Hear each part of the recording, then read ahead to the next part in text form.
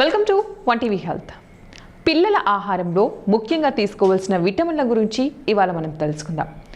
చిన్న పిల్లలకు అవసరమైన పోషకాహారం అందకపోతే భవిష్యత్తులో రోగనిరోధక శక్తి సన్నగిల్లి వివిధ వ్యాధుల బారిన పడే అవకాశం ఉంటుంది. కాబట్టి ప్రతి తల్లి తన బిడ్డ ఆరోగ్యం కోసం తగిన జాగ్రత్తలు తీసుకోవాలి.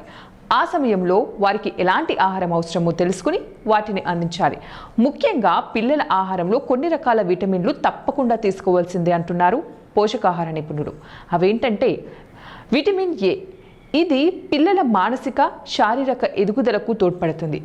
ఎముక బలానికి, కంటి చూపు మెరుగుపడేందుకు అవసరమవుతుంది. చీజ్, క్యారెట్, పాలు, గుడ్లలో విటమిన్ ఏ లభిస్తుంది. అలాగే విటమిన్ బి. శరీర పనితీరు బాగుండి చురుగ్గా ఉండేందుకు బి విటమిన్ ఎంతో అవసరం. పిల్లలకు ఇది పుష్కలంగా ఉండే ఆహారం ఇవ్వాలి. మాంసం, చేపలు, సోయా, బీన్స్ వంటి వాటిలో ఇది ఎక్కువగా లభిస్తుంది. తర్వాత విటమిన్ సి. శారీరక దృఢత్వానికి, అందమైన చర్మానికి ఇది చాలా అవసరం. టమాటోలు, తాజా కూరగాయలు, పుల్లని పండ్లు అందించడం ద్వారా విటమిన్ సి లభిస్తుంది. తర్వాత విటమిన్ డి. ఎముకలు బలంగా ఉండాలంటే ఆహారంలో కాల్షియం ఉండాల్సిందే. ఇది నెమ్మదిగా అందాలంటే విటమిన్ డి ఉన్న ఆహారం తీసుకోవాలి.